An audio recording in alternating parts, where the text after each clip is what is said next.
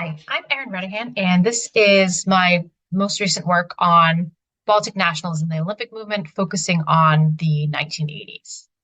And I chose the title, "The Russians Hate the Baltic League," was actually a quote from one of the newsletters that the Baltic heritage groups would send around, discussing their plans for Baltic independence and more immediately for separate representation in sport for Baltic athletes.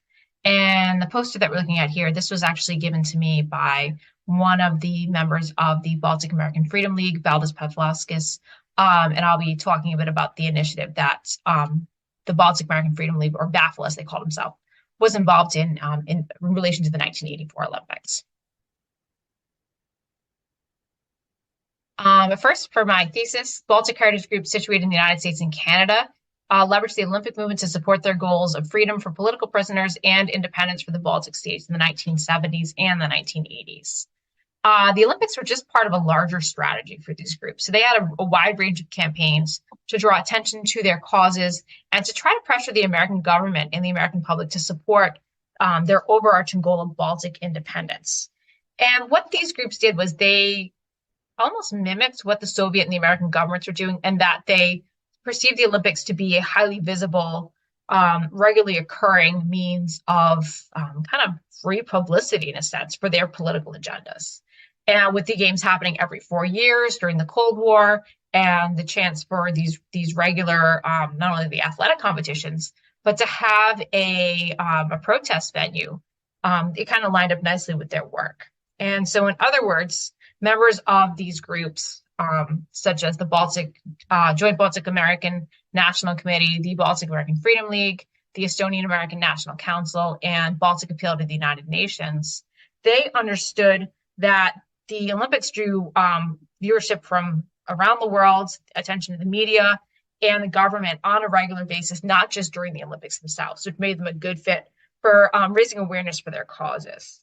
And out of the different campaigns they did, the best known was BAFL, the Baltic American Freedom League's work with the Ban the Soviets coalition in 1984.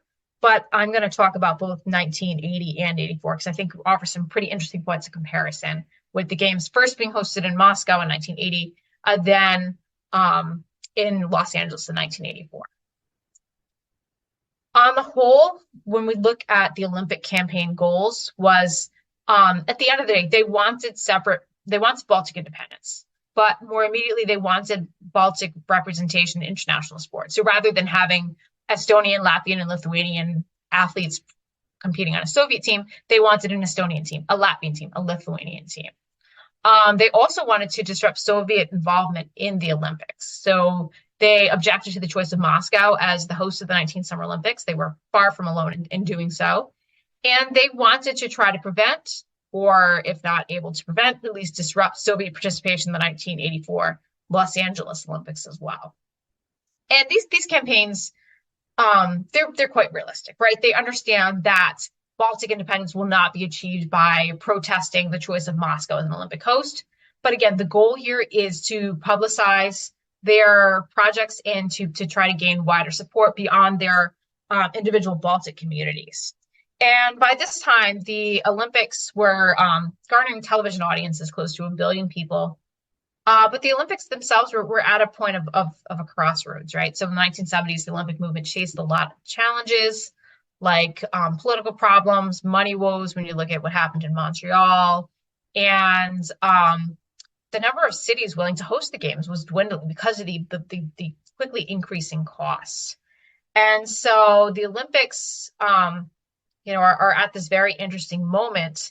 And these Baltic organizations kind of recognized that in hosting consecutive games in Moscow and LA, it provided a unique opportunity to really capitalize on the attention they might be able to get for their projects. So they their campaigns were savvy, they were wide-ranging, and they also tailored them a bit to the Olympics that they were focusing on. So for instance, in 1980, their initial plan was to push for the Olympic Games to be moved. And in doing so, they drew parallels with the 1936, what they called the Nazi Olympics. And they basically made the case that just as the Adolf Hitler and the Nazis carried out these terrible human rights abuses and they brought annexed lands under their control, such as Austria and Sudetenland, and then the rest of Czechoslovakia, that the Soviet Union had done the same thing when it annexed Estonia in 1980. Why Estonia in this case? Because the city of Tallinn was selected to host the pre-Olympic regatta events in 1978. And these Baltic troops looked at this and they said, on one hand, this is great. This is a great way to show off, the capital city. It's a matter of pride to be hosting an Olympic related event. But at the same time, this is problematic. And here's why. It's problematic because, Moscow will come in, they will try to present the idea that Estonia is happy to be part of the Soviet Union, which is certainly not the case.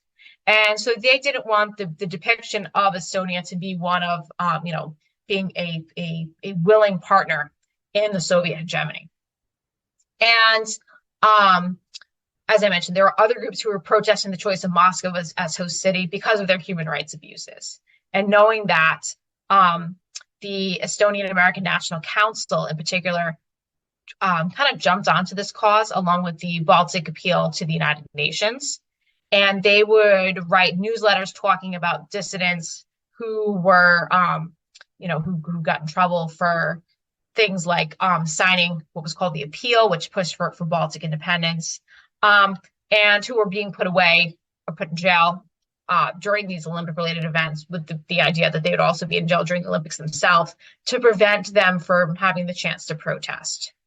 And their strategy here was they tried to encourage the United States, try to encourage the entire Western alliance to boycott the games.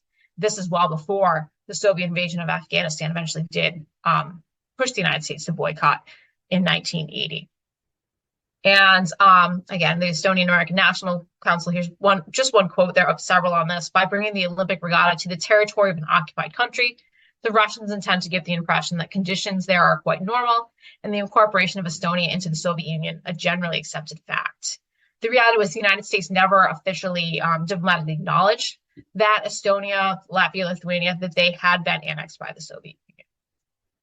They were savvy, right? So they basically kind of interwove their campaign once with Jimmy Carter's, once Jimmy Carter announced that one of his planned reactions to the Soviet invasion of Afghanistan was an Olympic boycott. And in writing a letter to a member of Carter's staff, Ann Wexler, Maito Kari, who was the vice president for political affairs on the Joint Baltic American National Committee, wrote, quote, "This eventuality may hurt the Soviets more than many other actions." So he understood just how important the Olympics were to Moscow. And so he voiced support not only for Carter's boycott, but also for other U.S. government Olympic-related policy decisions. So one issue that came up in the late 70s and into the early 1980s was securing press credentials for Radio Free Europe, Radio Liberty. After it became news that these radios were, for a time, funded in part by the Central Intelligence Agency, they were increasingly politicized. And Carter acknowledged Baltic independence as a factor in his decision to pursue a boycott. Carter's his own policy agenda centered on the cause of human rights. And so the idea that the Baltic states were being subjugated by the Soviet Union with restrictions, that defied the Helsinki Accords was something that truly mattered to President Carter. And so this was, even though the main genesis for his decision was, of course, the Afghan invasion, Baltic heritage groups could take solace in the fact that they supported a policy that led to a boycott and took some of the shine off the Moscow Games. Fast forwarding 4 years, looking at the Los Angeles 1984 Games, the situation there was a bit different, right? So by this time, Cold War tensions were perhaps almost as high as they'd ever been, particularly after the Soviet military shot down Korean Airlines Flight 007 on September 1st, 1983. Ronald Reagan announced economic sanctions against the Soviet Union. There were concerns over, trying to take further action, but nothing that would threaten that nuclear issue. And this created the environment for a rather unusual collaboration between the Baltic American Freedom League, a Baltic heritage group based in Southern California, and a newly formed, short-lived group who called themselves the Ban the Soviets Coalition. And the photo here is of a petition that Ban the Soviets circulated, hoping to get as many signatures as they could to try to prevent the Soviet Union from being able to send a team to the Los Angeles Olympics.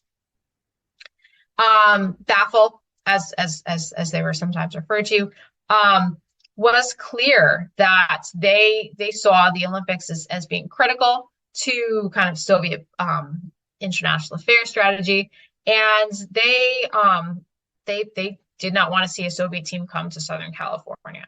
So their big goal here was to prevent a Soviet presence at all in Los Angeles, and if that wasn't possible, they wanted to encourage members of the Soviet team to defect. At the same time, they're continuing to support separate Baltic teams, of course, as well. And they kind of came about at a really interesting moment. There was a lot of anti-Soviet rhetoric, a lot of anti-Soviet public sentiment, a lot of it kind of emanating right down from Ronald Reagan himself, giving his his speech in 1982 that communism was going to end up on the ash heap of history, and then a year later, talking about the idea of the Soviet Union as an evil empire. They really kind of fit the moment here. And their program was rather interesting, right? It was wide ranging. It garnered national attention. They managed to get an interview with Tony Maziga, who was the president of BAFL, on Ted Koppel's Nightline. He wrote a column that ran in USA Today. And in part, the message was that the Soviet government didn't understand why the American government wasn't going to just silence ban the Soviets for the extent of the games. They planned to print out 500,000 copies of a Russian language pamphlet about how to defect and hand them out at the Olympics. They were going to buy ad space on Los Angeles area freeway billboards to broadcast Russian language information as well. And they kind of operated on the premise that there's no such thing as bad publicity. When I spoke with Tony and his wife Danute Maziga back in 2020, they were still as enthusiastic, I would say, about their cause as they had been 40 years earlier. They were proud of the fact that they were able to disrupt something as big as the Olympics, despite not having any support at all from the Reagan administration or the Los Angeles Olympic Organizing Committee, both of whom had vested interest in having a Soviet team in LA. And so at the end of the day, in these two Olympiads, Baltic heritage groups were very effective in drawing mainstream media attention, congressional attention, and presidential attention to their causes. A lot of the press coverage they received was favorable. They were getting press coverage from outlets like the Washington Post, Christian Science Monitor, every once in a while the New York Times, the Los Angeles Times as well. And aside from the work with Ban the Soviets, which did garner a fair amount of bad press, these Baltic-related campaigns,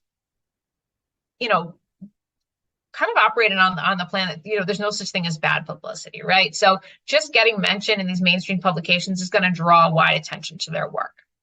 At the end of the day, they got more support from Carter, but that's because they supported his boycott plan. With the Reagan administration, Reagan had a real interest in having the games hosted here in the United States. And for Reagan personally, he's able to use a successful Olympics as part of his re-election campaign later in the year.